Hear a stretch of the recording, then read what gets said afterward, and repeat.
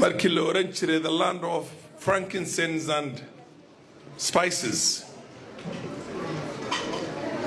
oo Somalia ay la muctari jirtay the Roman Empire iyo the Greeks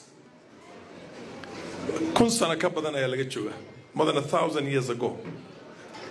more than 1,700 1,600 years ago قبل الإسلام نبينا عليه الصلاة والسلام intaanu maaragtay waxay ku soo degin horteed ay Soomaali sameyn jireen Soomaalida ma oga inay markabkii ugu horeeyay adduunka lagu sameeyay ee Soomaali sameysay oo Baden loo jiray was the first ship or recorded history oo ka horeysay Kontiki iyo wixii kale oo dhan oo taariikhda maaragtay iyo Omaanta iyo the Dhows of the Omanis and the rest of them marka bi'mushtari ayaan ku jirnay